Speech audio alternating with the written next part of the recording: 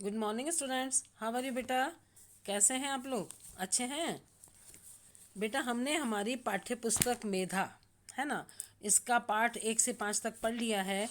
और इसमें जो कहानी थी एक श्रवण कुमार वाली, वो भी हमने पढ़ी है। और उसके बाद जो वर्कशीट है, वर्कशीट 1 और 2 जो पेज नंबर 41 42 पर है, वो भी हमने कर ली है। और बेटा इसके बाद जो वर्कशीट नंबर 3 और 4, वो आपका थॉट प्रोसेस है, आप खुद करेंगे, है ना। मूल्य परक प्रश्न है, जैसे इसमें पेज नंबर 43 पर, जो बोले सो खाए दो नामक कहानी में चाचा और भतीजा अपनी अपनी जिद पर अड़े थे, यहाँ तक कि उनके मरने की नौबत आ गई थी। आप भतीजे की जगह होते तो क्या करते? आपको सोचना है और लिखना है, ठीक है। और इसका दूसरा प्रश्न है, इंटरनेट ने मनोरंजन के साधन हमारे हाथों तक पहुंचा दिए हैं। अनवर अपने माता पिता या भाई बहन से मोबाइल फ़ोन लेकर दिन भर उस पर गेम खेलता रहता है, क्या उसे ऐसा करना चाहिए? अपने उत्तर का कारण भी बताइए, है ना, हाँ या ना। तो आपको जो जवाब देना आप दे सकते हैं, आप सोच के आपको एक पैराग्राफ लिखना है। पेज नंबर 44 पर वर्कशीट नंबर 4 जो है बेटा, रचनात्मक अभिव्यक्ति अनुच्छेद लेखन, एक पैराग्राफ आपको लिखना है बड़ा सारा, अच्छा निबंध जैसा। मैंने सर्कस देखा, तो इस विषय पर भी आपने कभी देखा ही होगा, या नहीं देखा तो इस पाठ में पढ़ के समझ में आया होगा। तो आप एक मन से अपनी खुद के बनाए हुए वाक्यों से एक अनुच्छेद लिखेंगे, ठीक है बेटा। अब बारी है हमारे पाठ 6। पाठ 6 जो है ना, वो कविता है जिसका नाम है कांटों में राह बनाते हैं, पेज नंबर 45। पेज नंबर 45 निकालिए बेटा। इसमें बताया गया है, मनुष्य अगर हिम्मत कर ले तो वह कठिन से कठिन और बड़ी से बड़ी मुसीबतों का सामना कर सकता है। इसी भाव को दर्शाती है कविता।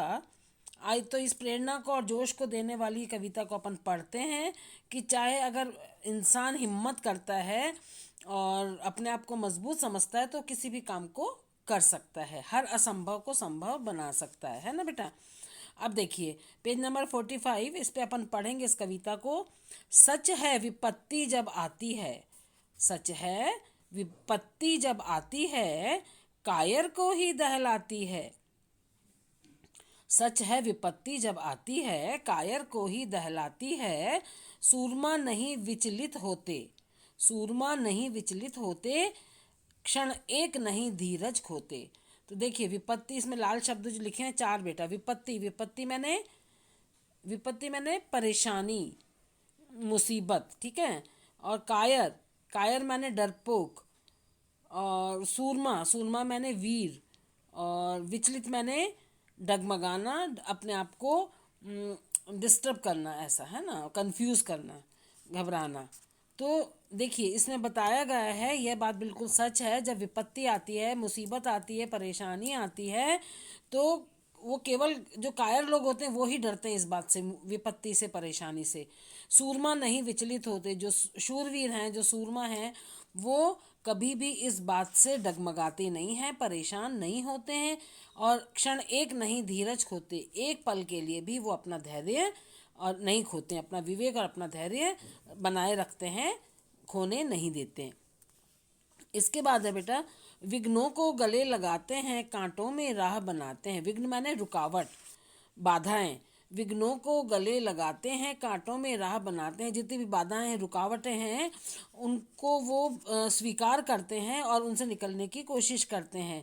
और जो कांटे मतलब मुसीबतें हैं, जितनी भी परेशानियां हैं, कांटों में के अंदर भी राह बना लेते हैं, वो हर मुसीबत को पार लगाने की कोशिश करते हैं।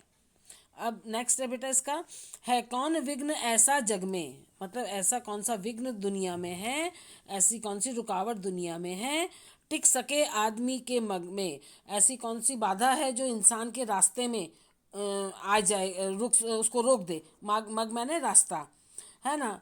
खम ठोक ठेलता है जब नर, जब इंसान अपना खम ठोकता है, माने अपने आप को निश्चित दृढ़ निश्चय करके महसूस करता है।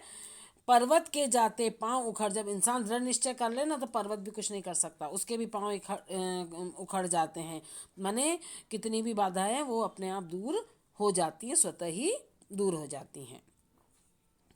इसके आगे है बेटा, मानव जब जोर लगाता है पत्थर पानी बन जाता है। जब मनुष्य मेहनत करता है, हिम्मत करता है ना, तो पत्थर होता है वो भी पिघल जाता है, वो भी पानी के समान बन जाता है। हर मुसीबत आपके लिए आसान हो जाती है।